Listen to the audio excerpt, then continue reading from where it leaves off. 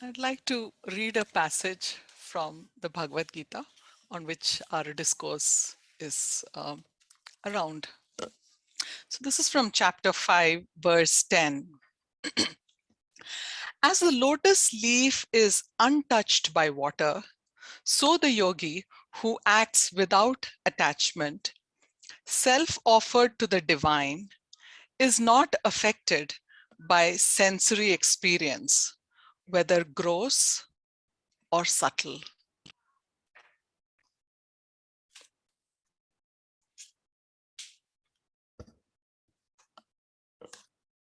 I have often been attracted to this passage from the Gita.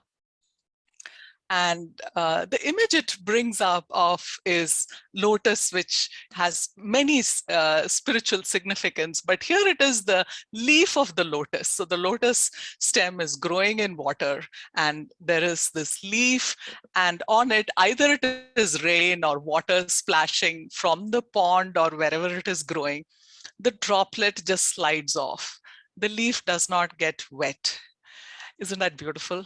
And when you think in your mind, you can visualize that bright green leaf and that little droplet of water that slides down. The reason it slides down is on the leaf, there are very minute hair-like growths, and the water does not stick there, it slides down. Now, the significance of this in a spiritual context, particularly in these times when we're going through so much of hardship, is about how do we make sure that the things that don't help us, they don't stick to us. It's a tough ask. A lot of times we feel, why me? Why am I getting stuck in this pattern again and again? It could be a relationship where there is tension, or it could be a work situation where there is too much of pressure, or a set of people not stepping up to what you expect them to be, or it could be troubles with your own body or situations in the wider family.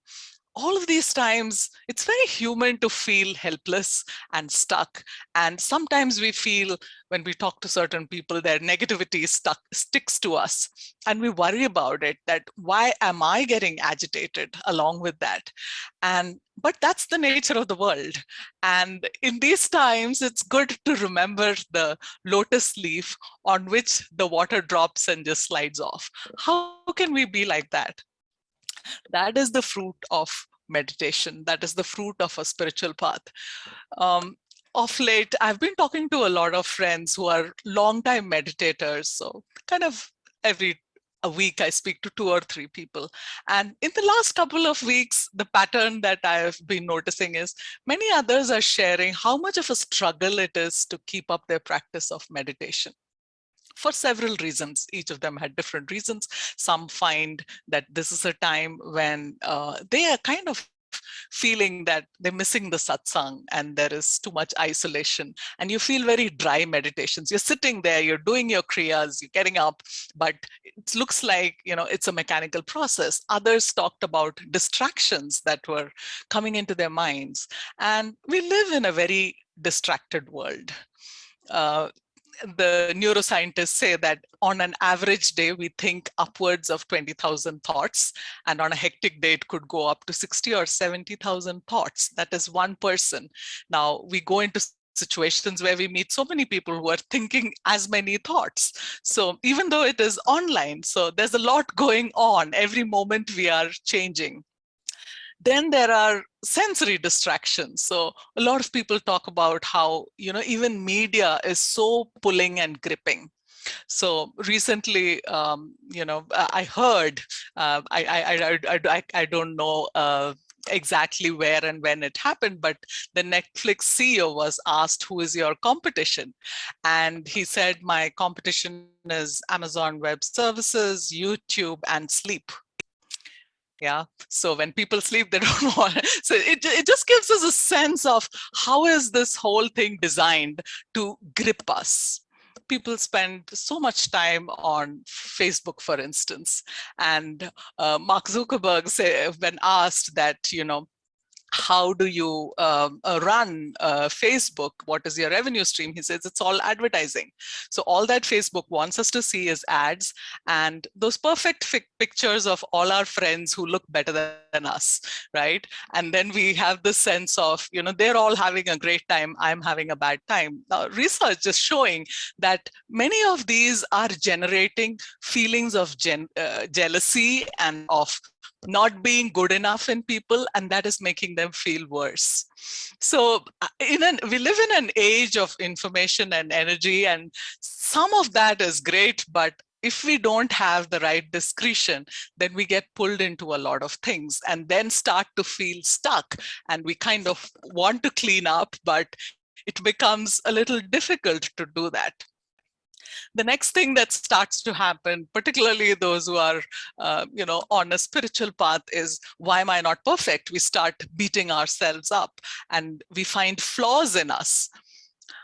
In those times, it's good to remember that we are all on a journey and we have to accept ourselves with the flaws, not to get lazy and say this is okay and not make an effort, but really understand that even the saints went through these struggles. So I just thought I'll bring in the story of Namdev, and particularly in Maharashtra, you're all familiar. And this is the story of Namdev and Gandev going to the house of Gora, the potter, where Gora was hosting lunch for them. And they all sat down for lunch, had a nice meal. And at the end of it, Gandev said to Gora that, Gora, you bake such beautiful pots and you have a way of checking out which pot is cracked. I've always liked that process you follow. And I want you to do a little different thing today. We're all here sitting are pots of God. And I want you to go around with your stick and knock and just check that all the pots are fine and there are no cracked pots. So, and of course, Gandev and Gora had planned this before. So Gora immediately runs up and picks his stick and he goes around giving a whack on the head to all the people who had come that day. People found it painful, but then, you're in the company of somebody like Gandev, they never complained, and they just bore the pain.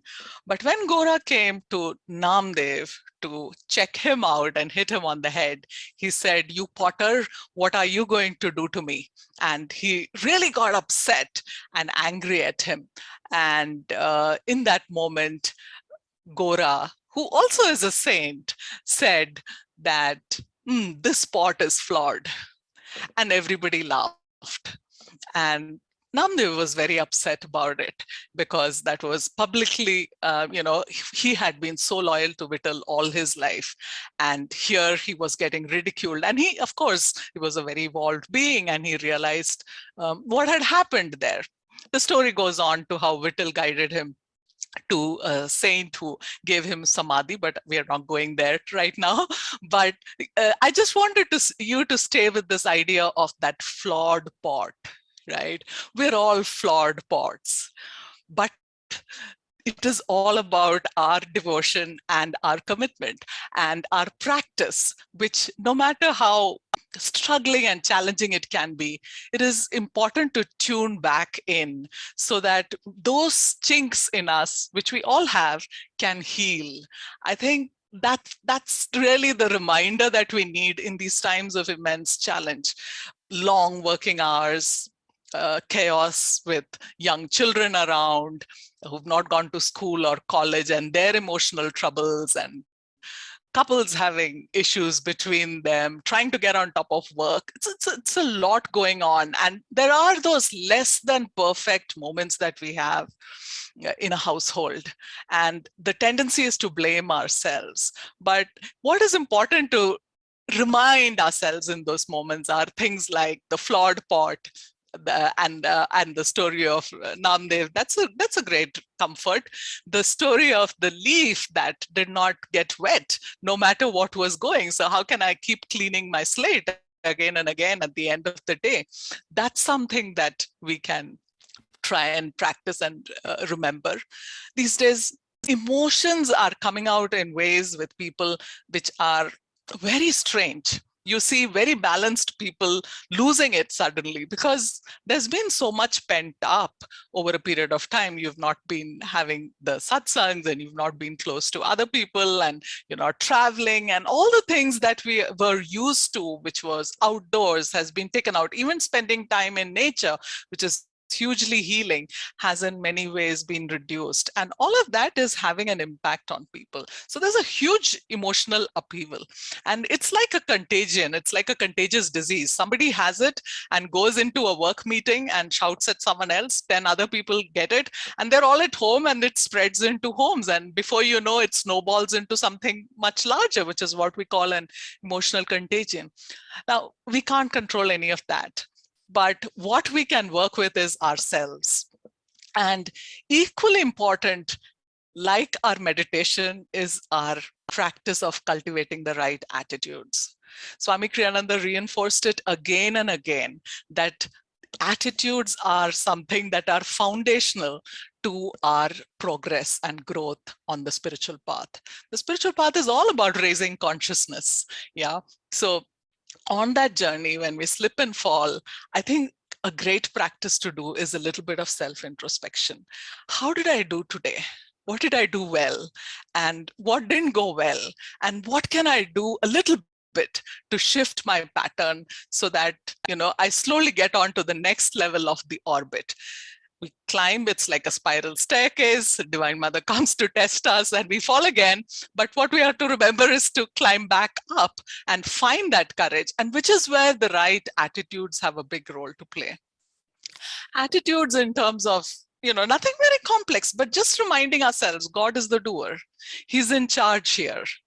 And that can help us, just take the overwhelm away from us and open up to a larger reality. So that could be something that we can carry with us as a reminder all the time. Recently, Nayaswami Anandi passed away. She's a very well-known teacher around the world. And I happened to listen to some of her talks. I've always been very much in awe of how beautifully and simply she explains things and lives those realities in her everyday life. So one of the talks that she shared, there was this example of her students. So she did a lot of counseling, of spiritual counseling of guests who came to the Expanding Light. And there was one student a client, you can say, whom she was counseling. And she knew her for a very long time, very fine lady. And she was going through a very hard time where one of her business partners was manipulating and taking out money and giving her a hard time, actually cheating the accounts of their business that they ran as a partnership. And she, being who she was, she did not have the wherewithal to stand up to it. And yet she was feeling very hurt and about getting cheated by someone who was a core partner in her business. And she put this case before Anandiji in her counseling. And Anandi gave her some ideas, but she knew that this lady was so fine, and how do you even ask her to go into a confrontation? So she told her in the end of the counseling session, just practice this. Keep repeating to yourself again and again, as many times as you can in the day, that God is bigger than this problem. So that was the affirmation that came to Anandi, and she gave it to her person she was counseling. And she said, just repeat this. And the lady took that, she made a note of it, and she went away. Anandi was feeling, she being who she was, she wanted to help her in more ways. She was getting a lot of ideas, but in that moment, this was the only idea she had that she felt guided to tell her. 2 days later, the phone rings, and this lady calls Anandi and says, I am so grateful to you. I kept repeating this mantra, God is greater than this problem. God is greater than this problem. And this partner who was cheating came to her doors and said that I have to tell you something. I've not been honest with the accounts and I want to sort it out. And in a very friendly way, they were able to start the conversations. But the lady was so delighted. And when she said this to Anandi, Anandi also felt hugely relieved that it worked. But that was one of the messages she left for us, saying Just remind yourself that when you're in the thick of things, when it is so hard, and when you feel so much overwhelmed and hurt, remind yourself God is bigger than the problem. And immediately it helps us expand rather than shut down and contract and feel helpless. We're all children of the divine. It's our attitude that matters in a given situation. It's not even easy to remember to practice the right attitude, but just coming back to the center again and again. It's like coming in, you go off balance, but you try to come back. That's what we all seek, right? To come back to an equilibrium. If we just reminded ourselves that God is greater than the problem, how can I live a more examined life where at the end of the day, maybe have a little journal where you do a little self check in with yourself as to how did I do? And that doesn't have to be an artifact we have to show anyone. Brutally honest, writing down, what did I do well? And where can I get better? Not even where did I fail? Swami always said, never talk about failure, say I haven't succeeded yet. So that's a few things that we can do.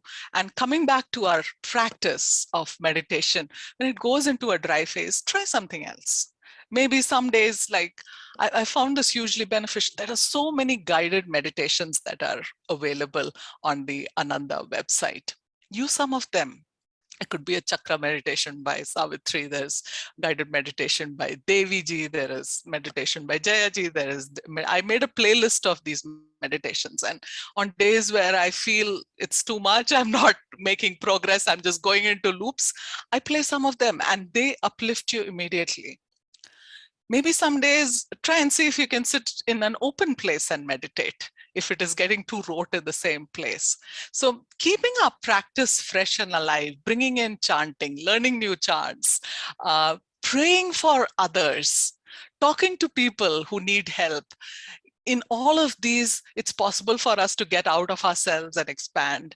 And I think that's something that can really help us be like that lotus leaf where nothing sticks, it slides off. And you're able to maintain your freshness and shining like that emerald leaf, clean and being a source of guidance and help to others. It's a very difficult time that we're going through, and we're all in it together. So reaching out to people is another way of not feeling lonely and siloed. A lot of people are talking about loneliness and darkness. It comes from just shutting down. What we need to do is open up. And life will continue to throw us challenges, but it's all about being a little bit better and a little bit better every day.